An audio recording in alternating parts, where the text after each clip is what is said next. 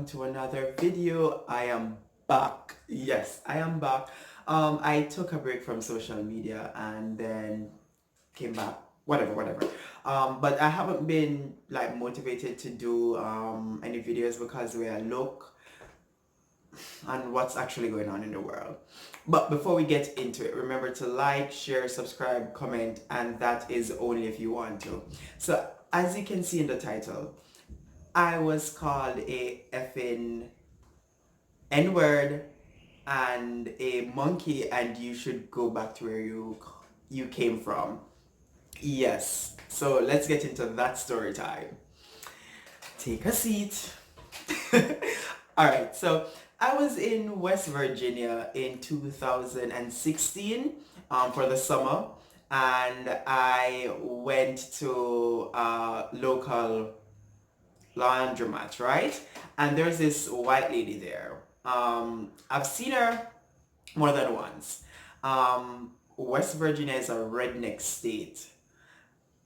Yeah. And the first time I saw her, she asked me if I had weed. And I'm like, no. She's like, but you're black. Don't you smoke? And she's like, and you're from Jamaica, because I told her I was from Jamaica. And I'm like, well, not all black people smoke and not all Jamaican like smoke. Like, I don't know where you're getting it from. And she's like, oh, you're no fun. I've met this other Jamaican. He had weed. We did cocaine. And I'm like, oh no, that's not me. Whatever. So I've seen her more than once at the laundromat. But I'm not sure what went down on this particular day, but I was there, she was there. She wasn't speaking to me and I took nothing of it. I was just there getting my laundry done to go back home.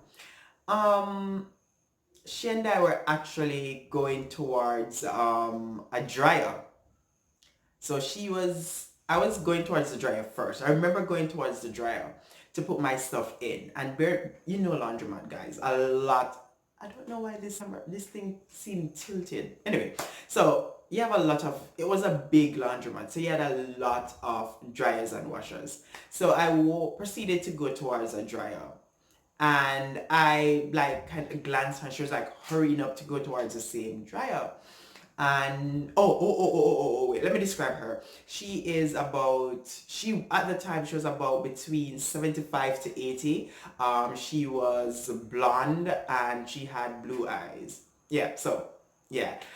Anywho, so we were now going towards the same dryer and I reached first, like I touched it and she's like, didn't you say I was going to use that dryer, whatever. I'm like, you can use something else.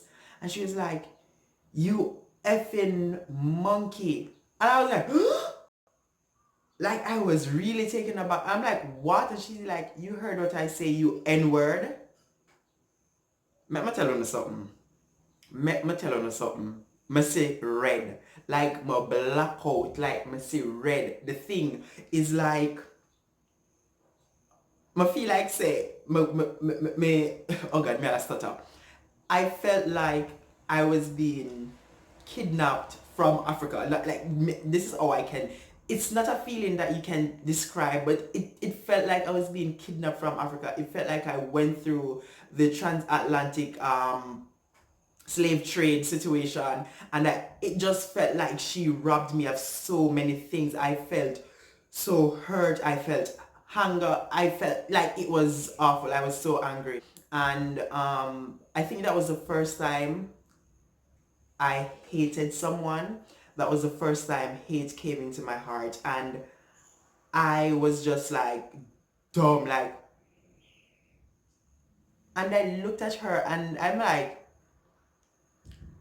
if you ever know what you do to me right now, I feel like I just come walk over to you and just choke the effing life out of you. I say, hey girl, you don't know who you're around with, you know? And I think she actually saw the anger in my face and she started to back off. I'm going to say it again. I say, if you're bad, if you name what you name, say it again. And to be honest with you, I went to the manager for the laundromat and I was, talking about, so other people were there. They didn't heard.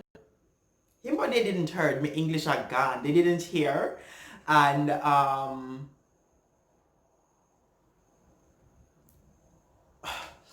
so the manager was talking to me. These were all white women now. So other people were coming up and they're like, oh, what happened? Whatever, whatever. And I was just there standing in the middle of a sea of white ladies, and she was there and she was like, I wouldn't say something like that. There are so many of them here. And I'm like, so many of them what? So many of them N-words? And she's like, no, no, no, so many of black people here. I wouldn't say that. I have black friends and whatever, whatever. And I was just there, and then this older gentleman, he was walking past and he looked at me and he was like, young buck, which one of these bitches called you out of your name? He did not know what happened. He was just strolling past. And I looked at him and I was like, how did you know? And he took my hand and he said, let's go. And we walked off. And it was like, I know that look. I've been called the N-word already. And we went to a bar and he was just talking to me about it. And we were just talking. I was like, oh, boom, bang, bang, connect, connect, connect. But to be honest, guys, I cried. My ball, because one, I didn't want to hurt her. Two, I felt so much hurt, and when she said it, she meant it, and there was just something in her eyes. It was just pure evil, and it was not a good feeling. But now, if someone says that to me now, I don't think I would cry about it. I would probably tell them about their mother or say something or just even walk out, because sometimes you really can't entertain that. But yeah, so me no know. That's why the American story kind of licked me, how them treat black people and whatever. Even though I have it in Jamaica too, because we deal with classism, and I have been to places where restaurants where the hostess didn't even look at me, and as soon as a white man came up, this is in Jamaica, as soon as a white gentleman came up, the girl just walked past me and just get him and just boom, bang, bang, or whatever. I mean, I feel like said, no, no, no, no, no, no, no, no, no. So these things happen, and you just have to be strong. You really just have to be strong. Me no know this racism thing, me no know, me really no know. But yeah, and since being in Japan, I've never wanted to be this type of person, but I've been seeing race. Like, when people do things, I'm like, And that wasn't me. That was not me a couple months ago. But since being in Japan for almost a year, I am seeing race. I had an incident with a white ALT young girl where she played the victim. I don't know how these people can play victim and how they can tell people how to feel and whatever. And I'm like, baby girl, like, you and I have nothing, and you made up things in your head, and then you played the victim, and then I have to be here like, Jeremy, you can't react how you really want to react, because you're dangerous. You're a black man, so you're automatically dangerous. You will be in the wrong, because here in Japan, white is right. Here in the world, white is right, black is wrong. So no matter what was done, or even if I hadn't done anything, because I didn't do anything to her, the mere fact that she played victim, and she played victim so well, if she would have said to someone, oh, Jerome did this, or Jerome made me feel a certain type of way, because she was saying I made her feel a certain type of way, when I was just doing my best to try to make her comfortable. Yeah. So racism is real, and some people, especially white women, they tend to love to play victim, and sometimes I don't even think they realize that they are being racist, or they're playing victim. I don't know, but yeah, I was called the N-word, I was called a monkey, and I was told to go back to where I come from.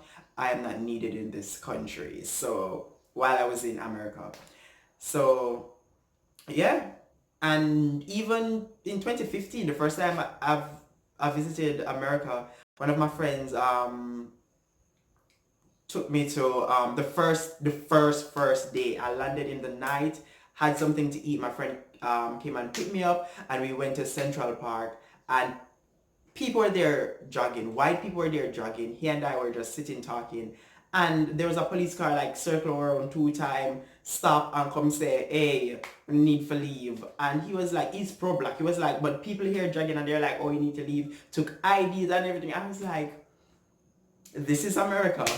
This is America. Well, that's my story. Um, I'll see you guys this next week. I'm going to do my best to start putting up videos once a week. So thank you for listening. Be good to each other. Be good and just peace, love, and blessings. Bye.